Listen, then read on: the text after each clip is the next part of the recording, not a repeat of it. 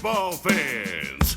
You're watching On Deck with Tyler Redmond. Welcome in On Deck. I'm Tyler Redmond. As always, do me a favor, like this video, subscribe to this channel, and hit the bell for notifications so you can stay up to date with everything going on here at On Deck and, of course, with the Atlanta Braves. We have a lot to talk about today. A lot has happened since the last time we talked.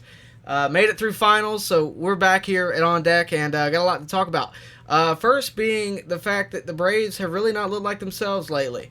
And I think that's fair to say. I think it's fair to, to be concerned. But is it time to panic? That's subjective.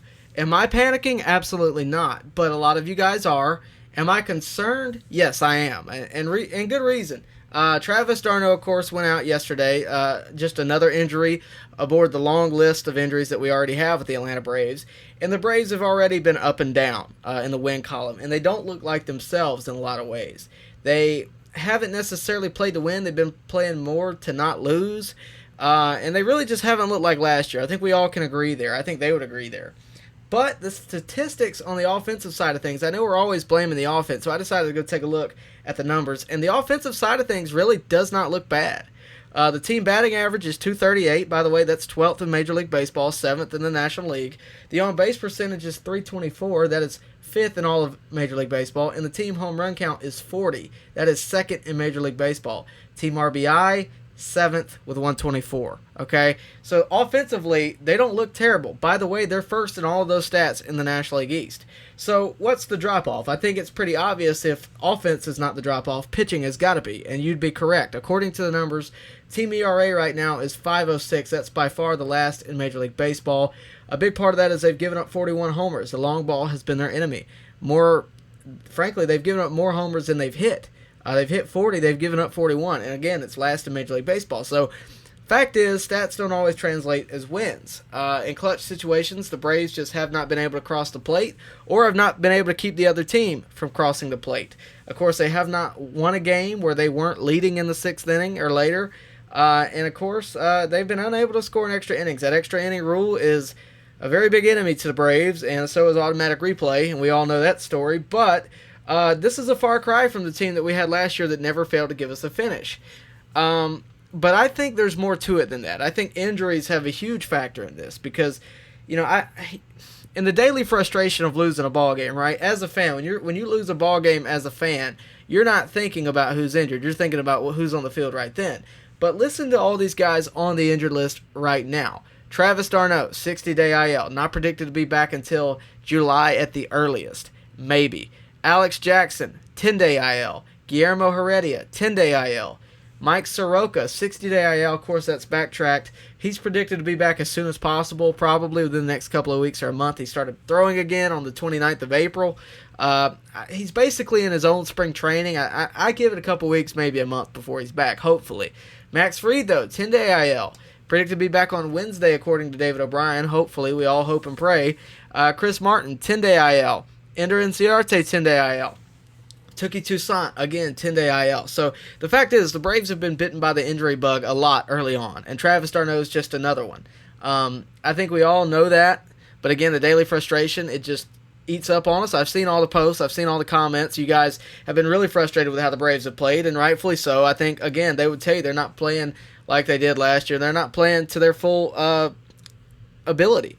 But you got to keep in mind, being down Soroka alone was huge for the Braves just last year, and it has been this year. But then you go down Fried, you go down Chris Martin, who is a huge bullpen arm, especially with a bullpen full of left-handers. It's nice to throw a right-handed one in there every now and then. And, of course, a long reliever in Touki Toussaint as well. The pitching staff's going to struggle.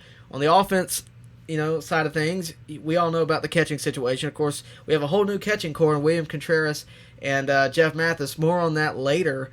But we recently got Christian Pache back. He managed to hit a grand slam, his first regular season home run ever.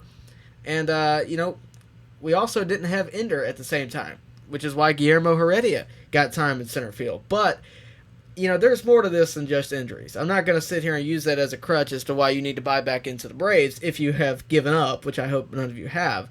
I think the Braves may be playoff hungover, but I don't think that's what this is. And I really think they're going to turn it around the moment, to me, you're going to get Fried back on Wednesday. You're going to get Soroka back within a couple of weeks of that. That could be a huge boost. that could rebuild your entire pitching staff, right? With that, you're also going to throw in Chris Martin and maybe move Bryce Wilson to the bullpen as another right-handed bullpen, another right-handed reliever, that is. And, at that point, maybe you go to a 6-man rotation with Huascar Ynoa. We are built on pitching. Unfortunately, our pitching is hurt right now. Hopefully, it'll turn around. The offense doesn't really worry me. And I know a lot of you guys have been picking and choosing, Freddie Freeman struggling, Marcell Ozuna struggling. Marcell Ozuna doesn't look like himself. Dansby doesn't look like himself, right? Just remember, Austin Riley was that way at one point, not too long ago, and you guys wanted to trade him. Austin Riley is really hot. Unfortunately, no one else is around him. But if he can lead the bottom of the order, I don't want him to move. I know everybody's talking about moving him up. No, I want him to stay right where he's at. I want him to lead the charge in the bottom of the order, because if that can happen, I'm not worried about Freddie Freeman and Marcell Ozuna. They'll follow suit. We all know how Ronald Acuna's been playing, so that does not worry me. The biggest worries at the beginning of the season have honestly panned out to be not that big of a deal. The bench has been stellar. Nobody expected Pablo Sandoval to be as much of a stud as he's been. I would argue no one expected Adrianza to be as much of a clutch player as he's been. Nor would I say, I don't think any of these guys, Guillermo Heredia, we didn't expect any of these guys to play like they have been over the past few weeks, so that's been a really good thing to see. The bullpen, I know a lot of you guys have problems with the bullpen.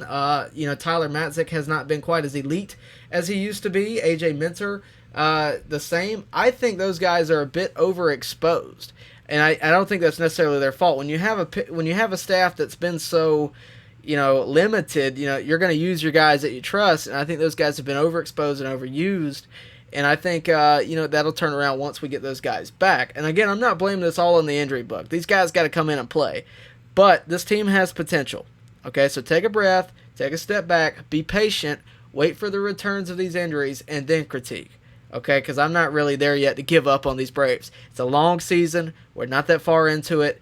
And as long as the Braves are in contention in the division, which they are, they're only a couple games back. They were in first place 2 days ago. That tells you how quick this can flip. They're only going to get better once these returns take place. I have full faith in that, and I hope you do too. With that said, guys, we are going to get out of here on this video. We do have another one coming out talking about William Contreras and Jeff Mathis and my thoughts on the whole d'Arnaud situation. That will come out later today, so stay tuned for that. With that, also do me a favor, go check out LarandyGloves.com. Those gloves are back there. You can see them right there. Go check them out. Those gloves, by the way, are awesome. So go check them out. Again, www.larandygloves.com. Best bang for your buck when buying a baseball glove. Guys, Father's Day is not that far away. Go get one for your dad. Go get one for your kid. Whatever it is, Little League's playing right now. Might be a good addition to the uniform is all I'm going to say. With that, guys, we are going to get out of here. Thank you for watching, and I'll see you next time on deck. Baseball fans, make sure you like and share this video and subscribe to this channel. As always, thank you for your support.